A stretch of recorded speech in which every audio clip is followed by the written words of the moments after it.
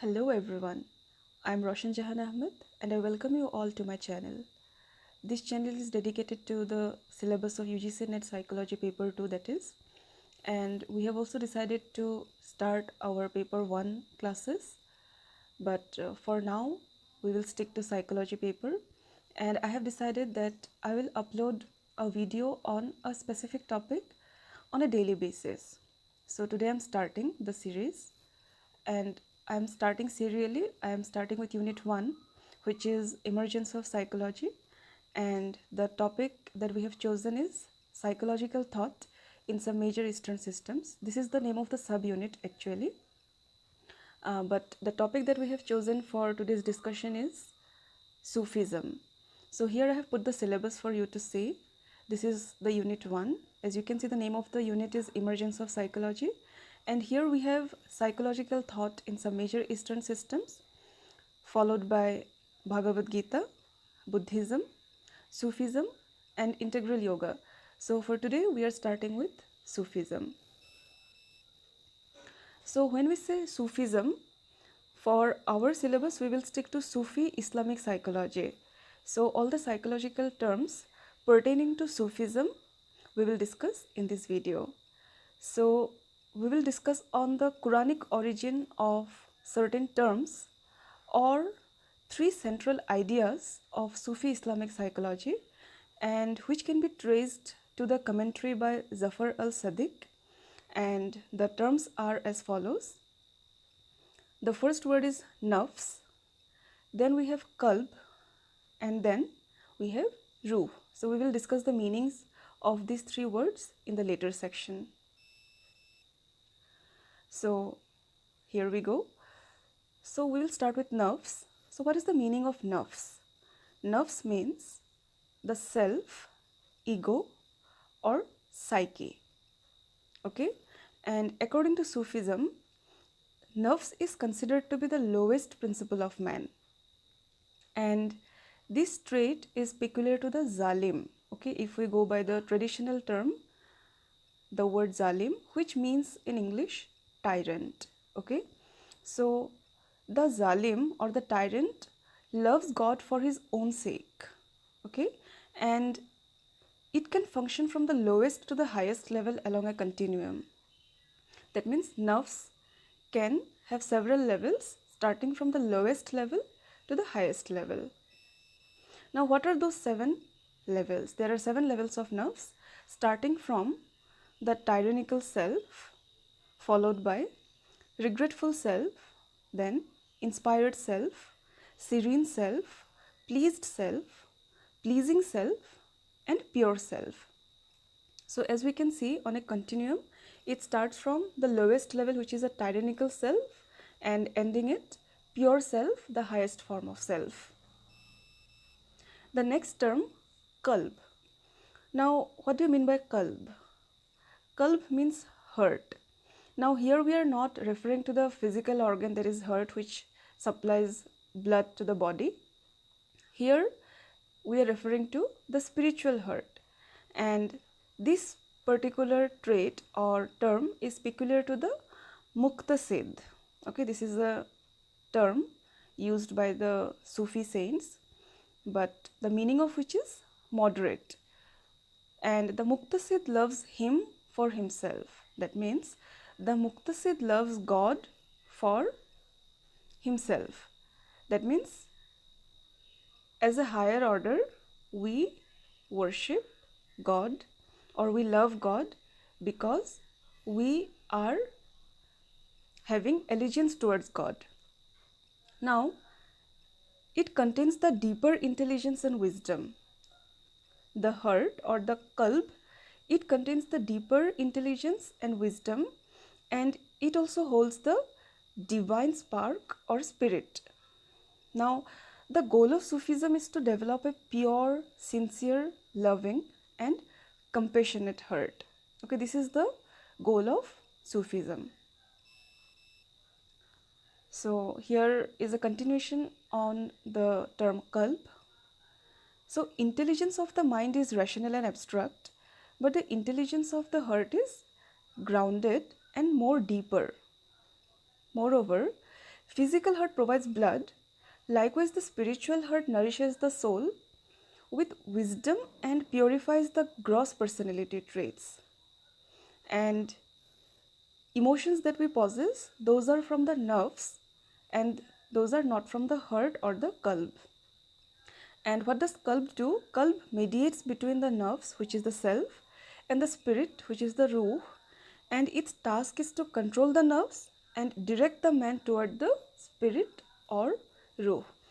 These are actually mystical terms, and we need not go deeper into the meanings. We just need to know the proper terms and the information regarding all the terms that are there in Sufi psychology.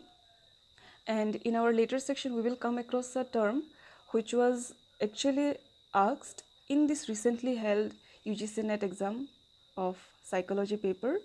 So we will soon see that particular word. Okay, so now we are discussing about ruh. And ruh means spirit. And it is peculiar to the sabik. Now, who is a sabik?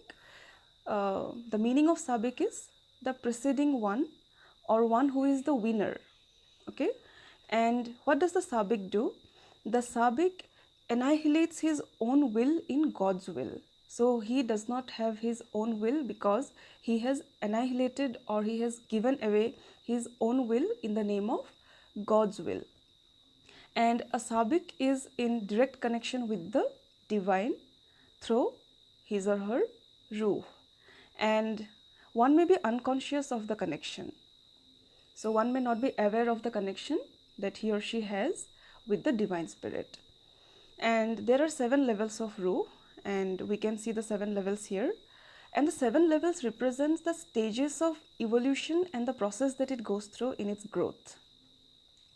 Now, what are those levels? Starting from mineral, vegetable, animal, personal, human, secret, and secret of secret souls. We will go into the deeper meanings of this in the later section. Now, spirit is holistic and extends to all aspects of the person, that is, the body, mind, and soul. So, spirit encompasses everything starting from the body, mind, and the soul. Now, each level of the spirit has valuable gifts or strengths as well as weaknesses. And one's goal should be to develop one's strengths and maintain a balance between higher and lower levels. So one is not supposed to give away the lower levels or forego the lower levels, but one has to maintain a balance between the higher and the lower levels.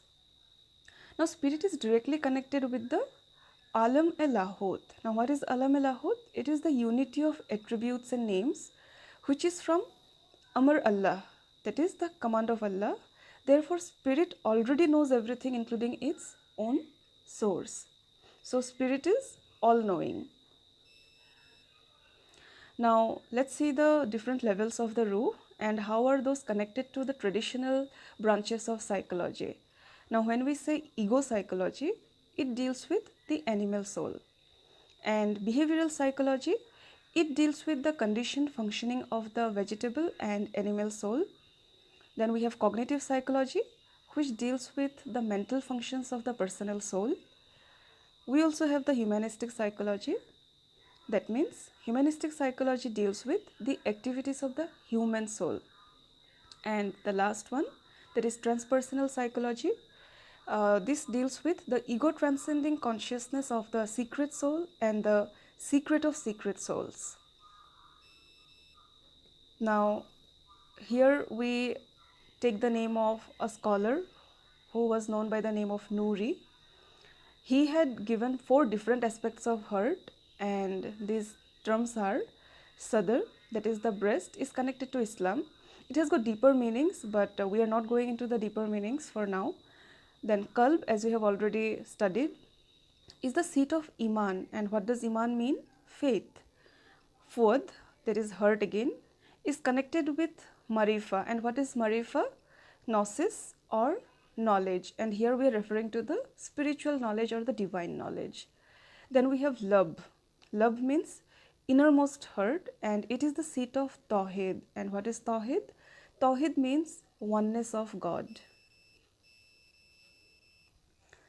And there were different other scholars. We can take the names of Bayezid Bistami, then we have Hakim at-Tirmidhi and Junaid.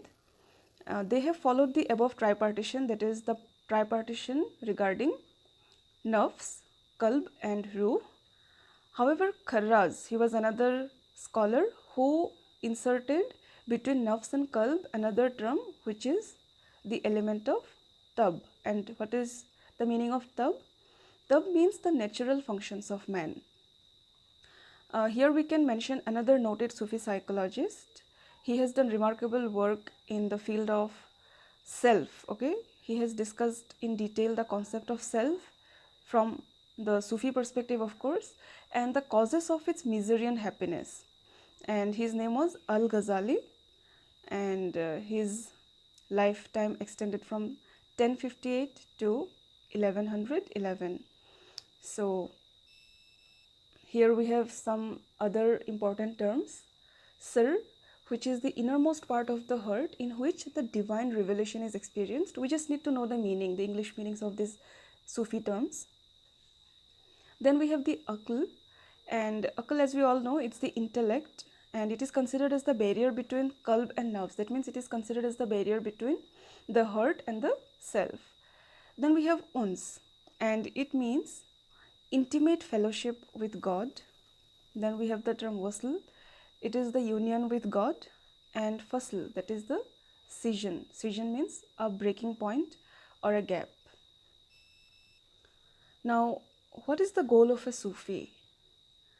The goals of a Sufi are complete annihilation of the individual self and become one with the divine being to achieve authentic happiness. Now here we come across the term which was asked recently in the examination, the recently conducted examination of UGC NET Psychology Paper 2, and which was held on 25th of September 2020. So this term annihilation was there in the option section in a question where it was asked that what is the ultimate goal of a person according to Sufi psychology. So the term annihilation was there, and one who has studied, they have for sure corrected, they have actually answered it correctly. So the term annihilation, we should remember, as it had been already asked in the examination. So complete annihilation of the individual self and become one with the divine being to achieve authentic happiness. Then what is the another goal? That we have to develop a soft, feeling, compassionate heart. And another goal is to emphasize more on mystical experience and intuition rather than on reason and intellect. Sorry for the spelling mistake here, I have missed the I here. So it's intuition. Emphasize more on mystical experience and intuition than on reason and intellect. So here we come to the end of the video. Thank you for watching till the end, and please, if you find my video helpful, do like, share and subscribe, and hope to meet you soon in another video. Till then, take care. Bye bye.